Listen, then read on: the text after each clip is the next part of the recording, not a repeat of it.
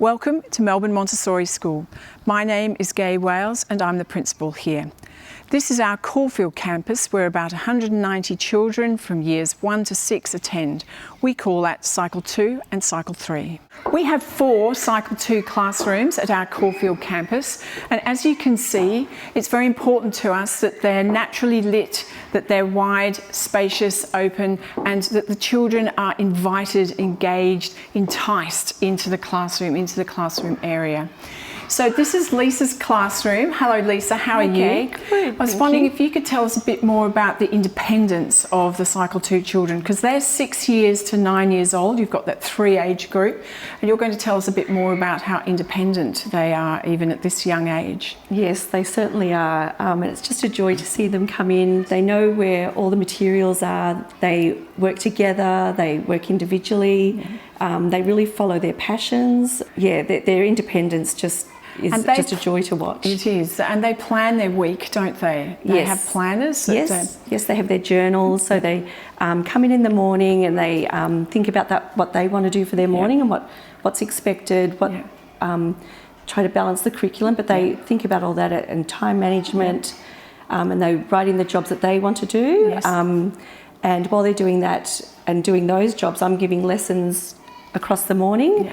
And they're doing follow-up work from the lessons. Sure, during that work cycle. Yes. So there are a certain number of things they're expected to do every week. So they might have a certain number of maths lessons, a certain number of language, spelling and so on that they would be expected to do across the week, but they actually choose when they get to do those follow-up work. Yes, absolutely. Yes. So they are very independent. They are. And it's fantastic to see. It is. It's a joy to see them access all the materials and know where everything is, and the younger ones help the older ones, the older ones help the younger ones.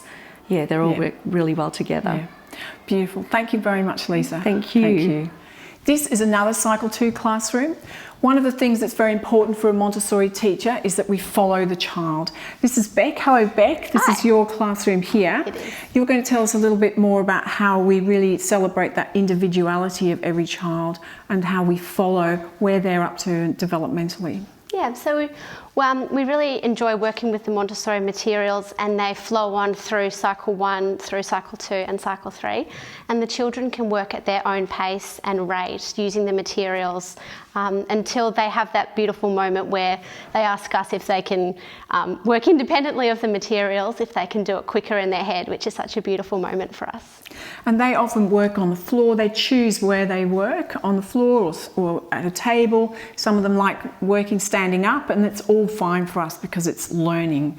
It doesn't really matter. Sometimes they work individually, sometimes with a friend, and sometimes in a small group. That's right. And the Montessori philosophy also incorporates a lot of movement as well. So they, as a part of the lesson, they might be walking around the classroom, and that's really encouraged in this space. Absolutely. In fact, it's built into quite a lot of those lessons, isn't it? Yeah. Thank you, Bec. That's great. Welcome.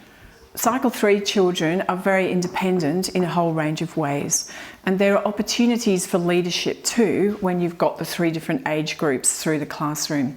This is Ollie. She's one of our Cycle 3 teachers, and she's going to tell us a little bit more about the community aspect and that independence in her classroom. So in our classroom every week we have a cooking program. We have a small group of children every week who plan a meal that they're going to cook for the rest of the class. They have to decide first of all on a recipe together, so there's a lot of negotiating and discussion, collaboration, and then once they've decided on that recipe they have to figure out who's going to bring which ingredients from home. They need to set a day when they're going to cook, and then they also need to figure out how much of every ingredient they need. So there's a lot of maths involved, lots of literacy involved, and it culminates in a really special meal for their classmates and for the teachers in the school. So it's an opportunity to share, an opportunity to give, to show kindness towards each other. Right. So it's a very special part of our program. And experience that joy of giving to your friends and sharing food. I think it's such a human aspect. Absolutely. They love it, and so do I. Fantastic. Ned is another of our Cycle 3 teachers. Can you tell us a little bit about the 3-hour work cycle and what opportunities that brings for a Montessori student?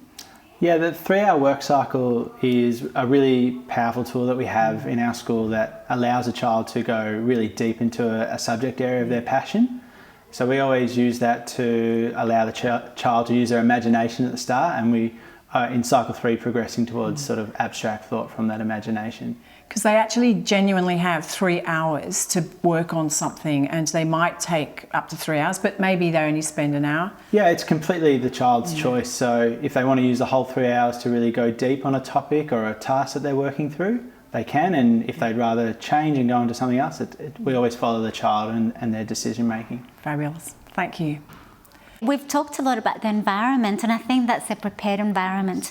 It also needs a prepared adult.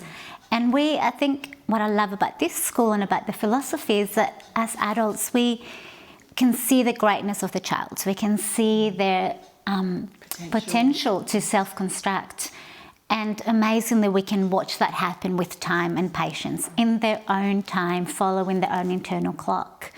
And that really allows us to see that once a child feels safe and feels that they belong, they flourish and they learn and they just follow their instincts. It's amazing. Cycle 2 and 3 children have 4 specialist subjects every week. They have 2 hours of art. They have 2 hours of performing arts, which cover music, dance and drama. They also have sport, and I'm here in the Caulfield Library, which is where the Italian lessons take place. And I'm here with Antonella, who teaches the Cycle 2 and 3 children. Welcome, Antonella. So you take the Cycle 2 and 3 children for Italian? Yes, Cycle 2 and 3 children, they study Italian here at the library because they can use the computers and our language program, which is Language Nut, and they also can enjoy a variety of Italian books that are available here for all of them. Fantastic. Thank you very much. This is our Caulfield Hall. It's a multi-purpose space that gets used for a whole range of things. We have assembly in here, information nights, we have sport if it's raining, and we also have performing arts, which is taken by Jessam, our performing arts teacher. Tell us more about that, Jessam. Yes, so the children learn music, drama and dance or movement with a method called the ORF method, which is very much movement based. So they are training their ears, doing a lot of oral skills and moving, putting the music into their muscle memory. They'll spend a lot of time, probably 2 hours a week, on 1 year the ukulele, the next year the xylophones and marimbas, and then the 3rd year percussion such as the djembe. In the middle of the year we have a production, so the children will write their own scripts and produce their own show. And they make their own props. Make their own props and costumes. They do. And yes, they enjoy it. And often write the music too, compose. Yes. Thank you so much, Jessam. We run a number of activities and clubs after school, and Montessori Sports is one of them. I'm here with Yip.